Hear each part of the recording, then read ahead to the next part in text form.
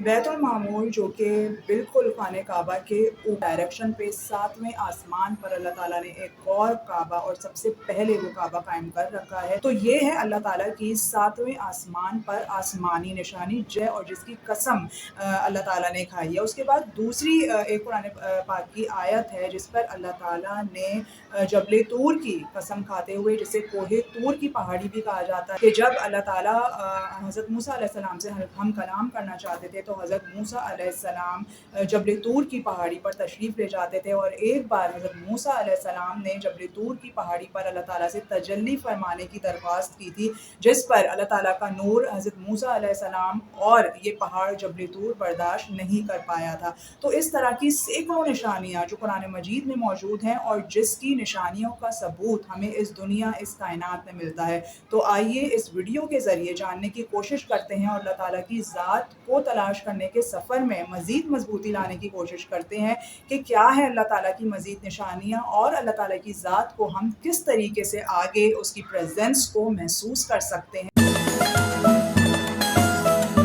السلام علیکم having beautiful mind viewers, کیسے ہیں آپ سب؟ امید کرتی ہوں اللہ تعالیٰ کے حفظ و کرم سے آپ سب اس وقت جہاں کہیں بھی ہوں گے خیریت سے ہوں گے۔ میں ہوں کانٹ ریحان خان اور آپ دیکھ رہے ہیں میرا channel boost up for life with کے آر کے۔ قرآن مجید کے اندر موجود کچھ صورتوں میں سے میں نے وہ آیتیں نکالی ہیں جو اللہ تعالیٰ کی نشانیوں کو ظاہر کرتی ہیں آسمانوں کے اوپر اور اس کائنات، یعنی جس پلانٹ زمین پر ہم رہ رہے ہیں، اس زمین کے اوپر۔ تو آئیے دیکھتے ہیں قرآن مجید کی وہ کون سی آیتیں ہیں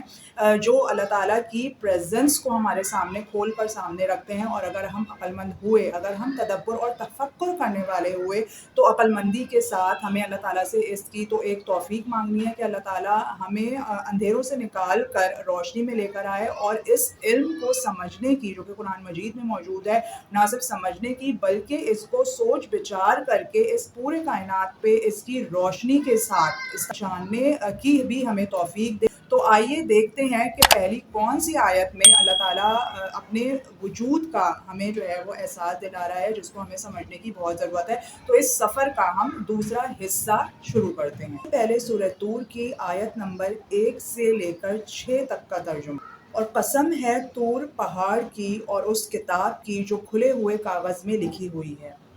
اور قسم ہے بیت المعمور کی، اور قسم ہے اونچی چھت کی جس سے آسمان مراد ہے، اور قسم ہے دریائے شور کی جو پانی سے پر ہیں۔ تو ویورز، یہاں پر اگر آپ غور کریں تو ایک 7ویں آسمان پر کعبہ جسے بیت المعمور کہا جاتا ہے، جہاں پر 70,000 فرشتے روزانہ کی بنیاد پر اللہ تعالیٰ کی عبادت میں مصروف ہیں، اور اگر زمینی نشانیوں میں جبل طور اور کوہ طور کی پہاڑی کو دیکھیں جو کہ کتنی بڑی نشانی ہے تینوں مذاہب میں، تو اگر ان چیزوں سے ہم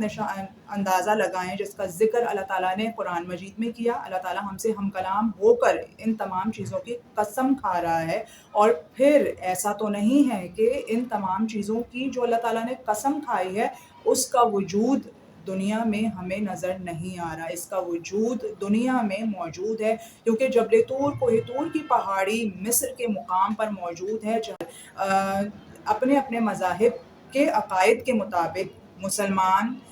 یہودی اور کرسچنز عبادت کرنے کے لیے جاتے ہیں، کیونکہ تینوں مذاہب میں اس پہاڑ کو بہت مقدس ترین مانا جاتا ہے، اور مسلمانوں کے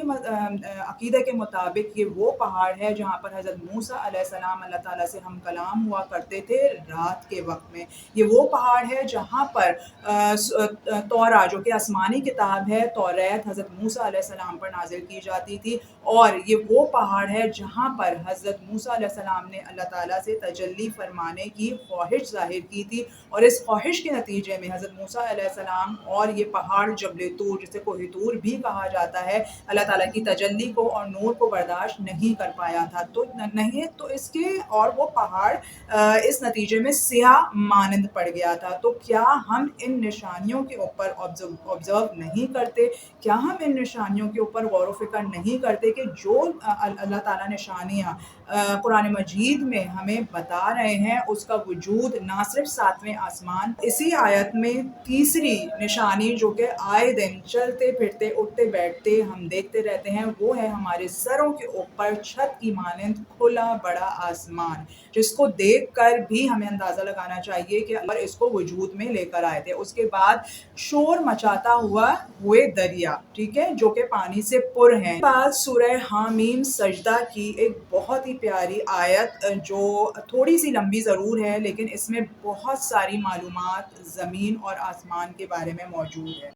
اور بیسیکلی اس آیت میں آیات سے 12 میں اللہ تعالیٰ اپنی زبانی زمین اور آسمان کی کہانی بتا رہے ہیں کہ اللہ تعالیٰ نے کس طریقے سے ہم کلام ہو کر باقاعدہ آسمان اور زمین سے ان دونوں کو وجود میں لے کر آئے۔ اللہ کہتے ہیں کیا تم لوگ اب بھی خدائی توحید کا انکار کرتے ہو جس نے اتنی بڑی وسعت کے 2 روز کے اندر زمین کو پیدا کر دیا اور تم اس کے شریک ٹھہراتے ہو، جبکہ یہی سارے جہانوں کا رب ہے۔ اور اس نے زمین کے اوپر پہاڑ بنا دیے اور زمین پر فائدے کی چیزیں رکھ دی اور اس میں اس کے رہنے والوں کے لیے غذائیں تجویز کر دی۔ یہ سب صرف 4 دن میں ہوا۔ پھر آسمان کے بنانے کی طرف توجہ فرمائی اور وہ اس وقت دھواں سا تھا، سو اس سے اور زمین سے فرمایا تم دونوں خوشی سے آؤ یا زبردستی سے؟ تو دونوں نے عرض کیا کہ ہم خوشی سے راضی ہیں، سو 2 روز میں 7 آسمان بنا دیے۔ سورہ زمر کی آیت نمبر 3 سے 4 میں اللہ تعالیٰ کیا خوبصورت بات فرما رہے ہیں۔ اگر اللہ تعالیٰ اس پوری کائنات میں سے کسی مخلوق کو اپنی اولاد بنانے کا ارادہ کرتا تو اپنی مخلوق میں سے جس کو چاہتا منتخب کر لیتا۔ پاک ہے وہ ایسا اللہ ہے جو کہ واحد ہے، زبردست ہے۔ اس نے آسمانوں اور زمین کو ایک حکمت سے پیدا کیا ہے، اور وہی ہے جو دن کو رات میں لپیٹتا ہے اور رات کو دن میں لپیٹتا ہے۔ اور اس نے ایک سورج اور ایک چاند کو کام پر لگا رکھا ہے، اور ان میں سے ہر ایک وقت مقررہ تک چلتا رہے گا، اور یاد رکھو وہ بخشنے والا اور بہت ہی زبردست ہے۔ تو اس آیت سے کے ذریعے اللہ تعالیٰ نے اپنے وجود کا احساس، اپنی وحدانیت کا احساس، اپنی توحید کا احساس کس طریقے سے دلایا۔ سب سے پہلے اس نے اپنی چاہت ظاہر کی کہ اگر اللہ تعالیٰ چاہتا کہ اس پوری کائنات میں سے کسی کو اپنی اولاد رکھنا تو اس کو کوئی کمزوری نہیں تھی کہ وہ کسی بھی مخلوق میں سے چاہتا تو اس کو سلیکٹ کر سکتا تھا اپنی اولاد بنانے کے لیے، لیکن اللہ تعالیٰ واحد ہے، اللہ تعالیٰ اکیلا ہے، اور اللہ تعالیٰ بے شک بہت بڑا اور بڑی قوت رکھنے والا ہے۔ اللہ تعالیٰ نے ہمیں یہ بات کلیئر کر دی کہ اللہ تعالیٰ ایک واحد ذات ہے اور واحد پاور ہے جو اس پوری کائنات کا نظام بہت احسن طریقے سے چلا رہا ہے۔ اس کے بعد اللہ تعالیٰ نے اسی آیت میں ہمیں بتایا کہ وہی ذات ہے جو دن کو رات میں داخل کرتا ہے اور رات کو دن میں داخل کرتا ہے۔ یہ ساری باتیں اللہ تعالیٰ نے قرآن مجید میں ہم سے ہم کلام ہو کر ہمیں بتائی ہیں، سمجھائی ہیں۔ تو ایک ہی چاند اور ایک ہی سورج سے اس پوری کائنات کا اللہ تعالیٰ جو ہے وہ نظام چلا رہا ہے۔ اس خوبصورت آیت کے ترجمے سے ہمیں جو ہے وہ یہ بات پتہ لگتی ہے۔ تو ڈیلی بیسس پہ ہم صبح ہوتے ہوئے دیکھتے ہیں، صبح کا سورج طلوع ہوتا ہوا دیکھتے ہیں، اور پھر اس کو رات کے اندھیرے میں داخل ہوتا ہوا دیکھتے ہیں۔ اور ایک یہاں پر آخر میں اس آیت میں اللہ تعالیٰ نے یہ بھی ذکر کیا ہے کہ سورج اور چاند وقت مقررہ تک، یعنی کہ یہ دن اور رات اور دن کا نظام اپنے وقت مقررہ تک چلتا رہے گا۔ یہاں پر ٹائم کی کیلکولیشن کیا ہے؟ وقت مقررہ کا دن اس وقت تک کا مقرر وقت ہے جب تک کہ یہ دنیا کی خوبصورتی، یہ دنیا کے تمام لوازمات اللہ تعالیٰ کی طرف واپس نہیں لوٹ جاتے، یعنی کہ قیامت کا دن نہیں آ جاتا، اس وقت تک یہ نظام اللہ تعالیٰ اسی طرح چلاتے رہیں گے اور یہ دنیا قائم رہے گی۔ اللہ تعالیٰ نے اس آیت کے اینڈ میں اپنی دوبارہ سے بڑائی ظاہر کرتے ہوئے اور اس بڑائی کو مانتے ہوئے ہمیں اللہ تعالیٰ سے ہر وقت اپنی مغفرت کی دعا کرنی چاہیے کہ وہ بہت بڑا، زبردست اور بخشنے والا ہے۔ تو اس آیت کی خوبصورتی سے ہمیں نہ صرف اللہ تعالیٰ کی پریزنس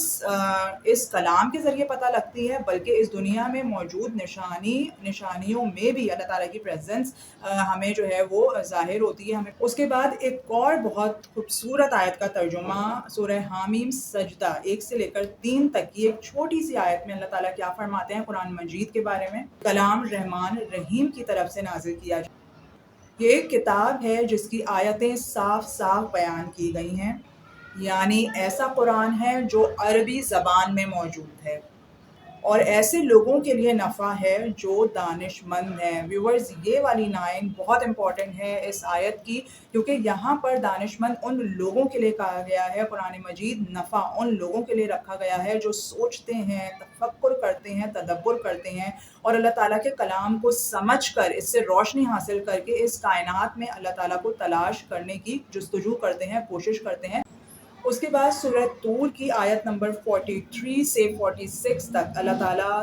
کیا بتانے کی کوشش کر رہے ہیں ان لوگوں کے لیے جو اللہ تعالیٰ کی وحدانیت کا انکار کرتے ہیں، اور اتنا سب کچھ جو کہ دنیا میں نشانیاں بھی موجود ہیں، اللہ تعالیٰ نے قرآن مجید میں تمام چیزیں کہلا دی ہیں، بتلا دی ہیں اپنے نبی صلی اللہ علیہ وآلہ وسلم کے ذریعے، لیکن اس کے باوجود تفکر اور تدبر کرنے کے بجائے، روشنی حاصل کرنے کے بجائے تنقید کا نشانہ بناتے ہیں۔ تو ان کے لیے اللہ تعالیٰ اس آیت میں کیا فرما رہے ہیں؟ وہ آسمان کے ٹکڑے کو دیکھ لیں کہ گرتا ہوا آ رہا ہے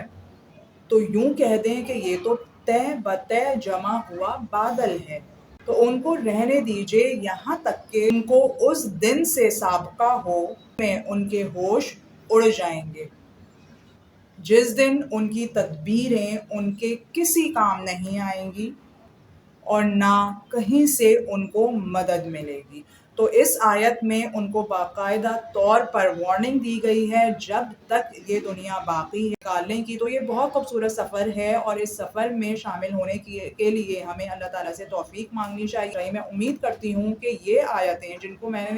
خود بھی پڑھتی ہوں، سمجھتی ہوں، اور جب میں نے اس کی سرچنگ کی تو میں سمجھ نہیں پا رہی تھی کہ میں کون سی آیت کو ایکسپلین کروں اپنے کانٹینٹ میں اور کون سی آیت کو اسکپ کر دوں، کیونکہ مجھے پڑھنے میں اور سمجھنے میں بہت اچھا لگ رہا تھا اور بہت مزہ آ رہا تھا۔ تو آپ سب سے یہ درخواست ہے کہ میری ویڈیو کو لائک کرنا، میرے چینل کو سبسکرائب کرنا بالکل بھی مت بھولیے گا اور اس ویڈیو کو آگے شیئر کرنا بالکل بھی نہیں بھولیے گا۔ ملتے ہیں جلدی سے ایک نیکسٹ کانٹینٹ میں، جب تک کے لیے آپ مجھے، ہم سب کو اپنی دعاؤں میں یاد رکھیے گا۔ یور سیلف، اللہ حافظ۔